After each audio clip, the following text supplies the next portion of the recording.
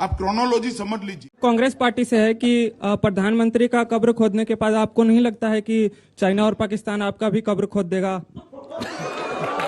क्या क्या कहा गया, गली गली में झंडी है, और इंदिरा गांधी को क्या कहा गया, ये बात आचार्य जी भी जानते हैं और ये बात सुधांशु जी भी जानते हैं, और इन्हीं भाजपा के लोगों ने कहा कि गली गली में झंडी है और इंदिरा गांधी की। कहूं इतना आवेश मत बोलिए, आपने साधुओं के साथ जो किया था, मैं सिर्फ एक फैक्ट रख रहा हूं, मैं अपना ओपिनियन नहीं दे रहा हूं। जागृत जिस दिन गोली चली थी गोरक्षक संतों पे, उस दिन गोपाष्टमी थी, 7 नवंबर 1966। मैंने कहा ना कि देशद्रोही।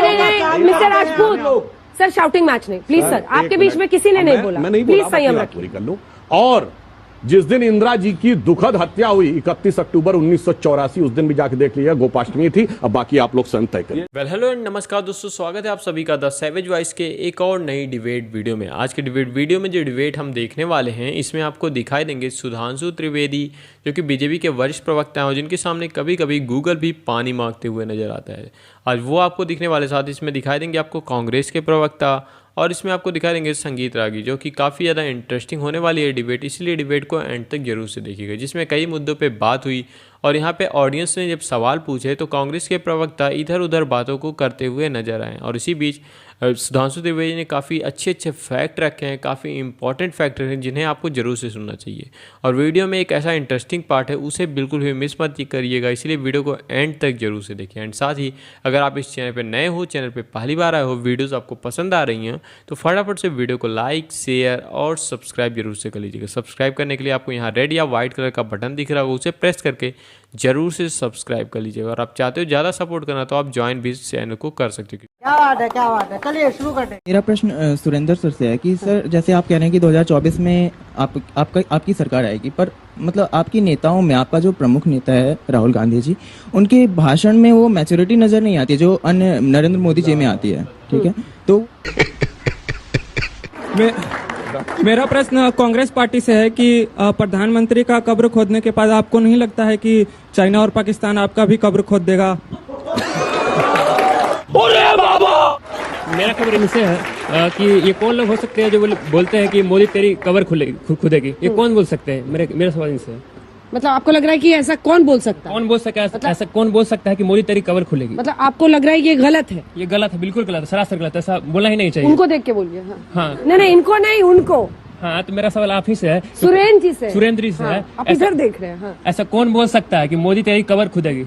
ऐसा तो हो ही नहीं सकता। ऐसा कौन बोल सकता है? कौन बोल सकता? भाव को समझिए। नहीं, वो कह रहे हैं कि नहीं अंजना जी, वो कह रहे हैं किसी की हैसियत नहीं है जो नरेंद्र मोदी की कब्र खोद दे। बिल्कुल बिल्कुल सर, आप ऐसी किसी की हैसियत ही नहीं जो नरेंद्र मोदी।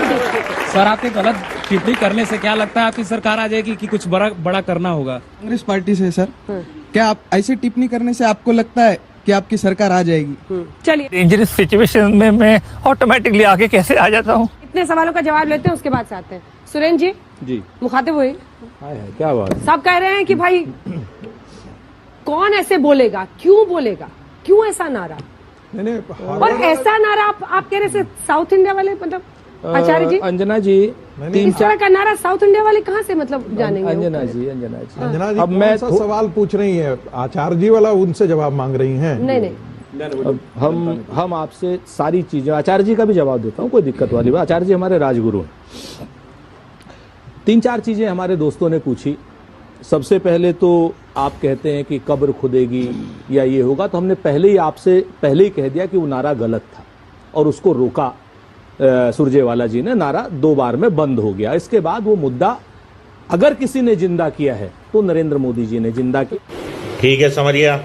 भारतीय जनता पार्टी ने जिंदा किया है, चूंकि उस मुद्दे से वो लोग जो हैं, कब्र खुदने से वो लोग वोट की फसल काटना चाहते हैं और वो कहते हैं कब्र खुदने के बाद कमल खिलता है। हमें तो कीचड़ में लगता है। तो आज की डेट में हमारे ऊपर ओनस नहीं है, प्रधानमंत्री जी को जवाब देना होगा कि कब्र खुदने से क्या कमल खिलता है या सब्र का फल मीठा होता है, ये बताना पड़ेगा। हमने तो कह दिया वो नारा गलत था। और रही बात नारों की, तो नारे आचार्य जी भी जानते हैं और शायद सुधांशु जी भी जानेंगे कि इंदिरा जी को 75 से लेकर के और 79 तक क्या क्या कहा गया, गली गली में झंडी है, और इंदिरा गांधी को क्या कहा गया, ये बात आचार्य जी भी जानते हैं और ये बात सुधांशु जी भी जानते हैं। और इन्हीं भाजपा के लोगों ने कहा कि गली गली में झंडी है और इंदिरा गांधी की क्या बात कर। हमने तो कहीं FIR नहीं कराई, हमने तो कहीं कभी नहीं कहा। हमने तो 70 सालों में आपको नहीं, इमरजेंसी के बाद की बात कर रहा हूं, इमरजेंसी के बाद की बात कर रहा हूं, मणिराम के चुनाव की बात कर रहा हूं, और मणिराम के चुनाव में अटल बिहारी जी मंच पर थे उसकी बात कर रहा हूं। सुधांशु जी, गोरखपुर की रैली थी, नागा साधुओं को आपने बैठा दिया था,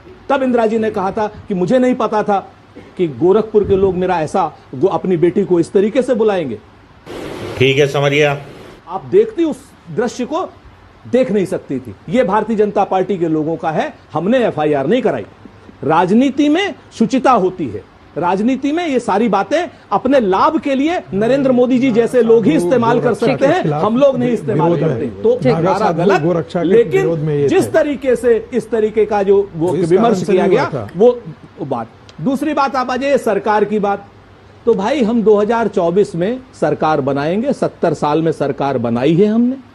आप यकीन करिए, भाखड़ा नंगल डैम भी हम ही ने बनाया, बैंकों का नेशनलाइजेशन हम ही ने किया, जितने पीएसयूज भारतीय जनता पार्टी ने बेचे हैं पूरे देश में सारे के सारे हमारे बनाए हुए, आईआईटीज हमारे बनाए हुए, आईएम्स हमारे बनाए हुए, एक पाकिस्तान के 2 पाकिस्तान हमने किए, सिक्किम को हम हिंदुस्तान में लाए, गोवा को हम हिंदुस्तान में लाए।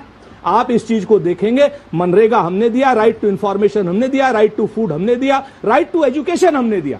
हम लोगों ने काम किए हैं और ये लोग मात्र नारों की बात करते हैं। तो ये बताइए ना, ये बताइए जनता आने को वाले समय में बेरोजगारी की इस देश का विभाजन भी हमने देश किया। में मान बढ़ाने वाली, तो आपकी विचारधारा ने किया, डॉक्टर मुंजे ने किया, वीर सावरकर ने किया, देश में मान बढ़ाने वाली पाकिस्तान प्रभु मान बढ़ाने वाली संस्थाएं इन्होंने बनाई।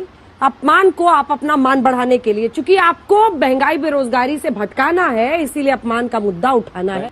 तो अगर आप यहाँ तक हमारी वीडियो देख रहे हो, उम्मीद है कि ये वीडियो आपको जरूर से पसंद आ रही है। अगर ये वीडियो आपको पसंद आ रही है और आप चाहते हो ये वीडियो ज़्यादा से ज़्यादा लोगों के पास पहुँचे, तो आपको कुछ भी नहीं करना, आपको बस इस वीडियो को एंड तक देखना है, साथ ही लाइक शेयर जरूर से कर देना। लाइक शेयर मतलब अपने दोस्तों के साथ, अपने फैमिली मेम्बर्स के साथ, अपने groups, WhatsApp group, Facebook group, हर जगह इस वीडियो को फैला देना है। एंड साथ ही जितना हो सके लाइक शेयर जरूर से कर देना, ताकि यूट्यूब को ऐसा लगे कि वीडियो में दम है, तो यूट्यूब इसे ज़्यादा से ज़्यादा लोगों के पास सजेस्ट करेगा। तो आप लोग वीडियो एंजॉय कीजिए, हम मिलते हैं आपसे लास्ट सेगमेंट में। अभी बदत है भाई, अभी बदत है।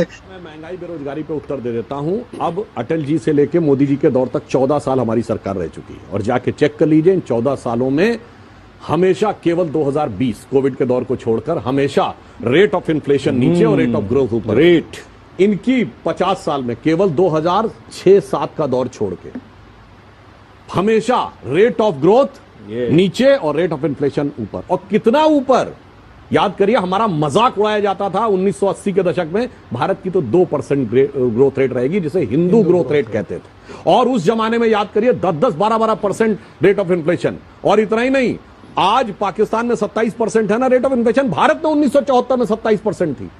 जिस जमाने में वो गाना बना था कि पाउडर वाले दूध की मलाई मार गई और राशन वाली लाइन की लंबाई मार गई और बाकी जो बचा था वो महंगाई मार गई। और रेट ऑफ ग्रोथ 1.9%, जाके चेक करिए। Rate of inflation 27%। इन्हें पता है कि उस पर तो मुकाबला कर ही नहीं सकते। इसीलिए मैं कह रहा हूं, यूपी चुनाव के समय अयोध्या राइजिंग किताब लिख के हिंदू बोको हराम किसने कहा? सलमान खुर्शीद ने या हम?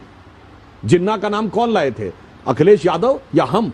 बाबा हमेशा चुनाव में आप ही लाते हैं। और डिसइन्वेस्टमेंट की पॉलिसी कौन लाया था? डॉक्टर मनमोहन सिंह लाते हैं, आप लोग लपक लेते हैं। आपने हमसे कहा कि हम लपक लेते हैं और लटक भी जाते हैं। ये साहब इतना, ये तो इतना उछाल देते हैं। अब तो सर ये 24 तक चलेगा। सुनिए तो, ये इतना उछाल देते हैं कि वो सब पाते हैं, सब प्रयास ये अनायास पा जाते हैं, अपने आप ही आके गिर जाता है। इतना ये फेंकते रहते हैं चारों तरफ। और मुझे एक बात पे कष्ट हुआ, इन्होंने कहा नागा साधुओं की बात। अरे 7 नवंबर 1966 को गोरक्षा के लिए आए हुए संतों पे गोलियां चलवाई थी इंदिरा गांधी ने, और सैकड़ों संत मारे गए थे। और फिर से मेरा बातें नहीं कहना चाहता हूं, कितने मारे गए थे इस पर फिर से आप। अरे भाई आप झूठ बोलते हैं ये लोग, तो मारे नहीं गए थे, झूठ बोलते, मारे नहीं गए थे। अभी बदत है भाई, अभी बदत है। मरे थे, क्या बात है, सीधे गोलियां चली थी। और मैं एक जांच पे उठाइए, संसद के आगे गोली चली थी और साधु मारे गए थे। संसद के आगे गोली चली थी और साधु मारे गए थे। साधु मारे गए थे, सैकड़ों मारे गए थे। क्या बात करते, बताइए कितने सैकड़ों मारे गए थे? गोलियां नहीं चली थी, बिल्कुल चली थी, बिल्कुल चली थी। लेकिन आप बताइए, आप झूठ बोलते हैं, आप नरसंहार की बात कर रहे हैं साधुओं का। जो साधुओं में आप साधुओं के नरसंहार की बात कर रहे हैं साहब। और उसी के बाद और आप सुनिए, कल्याण सिंह कहते हैं, वैसे मैं अब आज पे आए, सुनिए अंजना जी, आ जाए 2023 में आ जाए। 1993 में 8 लोगों की मृत्यु हुई। नागा साधु उसी के विरोध में वहां पर गए थे। हजारों लोगों की नागा साधु उसी के विरोध में देशद्रोही लोग हैं, देशद्रोह का काम करते हैं, लोगों को भड़काते कि सैकड़ों लोग मर गए, हजारों लोग मर गए, ताकि भावनाएं उभरे। किस तरीके की बात करते हैं? वैसे मैं एक बात कहूं, इतना आवेश मत बोलिए। आपने साधुओं के साथ जो किया था, मैं सिर्फ एक फैक्ट रख रहा हूं, मैं अपना ओपिनियन नहीं दे रहा हूं। जागृत जिस दिन गोली चली थी गोरक्षक संतों पे, उस दिन गोपाष्टमी थी, 7 नवंबर 1966। मैंने कहा ना कि देशद्रोही mister Rajput sir, shouting match नहीं प्लीज सर, आपके बीच में किसी ने नहीं बोला, मैं नहीं प्लीज बोला, संयम बात पूरी कर लूं।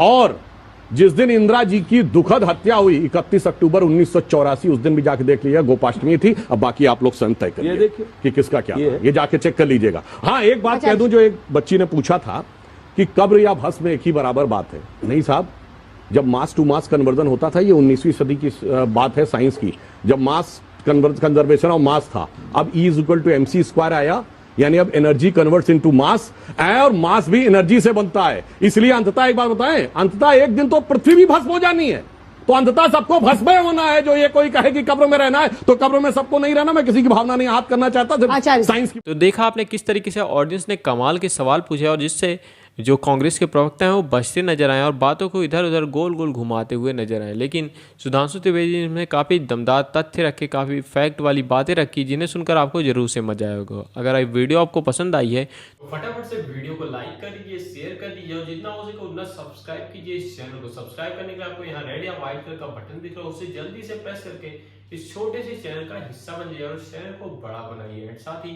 अगर आपका कोई भी सजेशन हो हमारे लिए, हमारे चैनल के लिए, तो आप नीचे कमेंट बॉक्स में लिख सकते हो, आपको रिप्लाई जरूर से मिलेगा। तो हम मिलते हैं किसी और वीडियो में किसी नए टॉपिक के डिबेट के साथ, तब तक के लिए राधे राधे।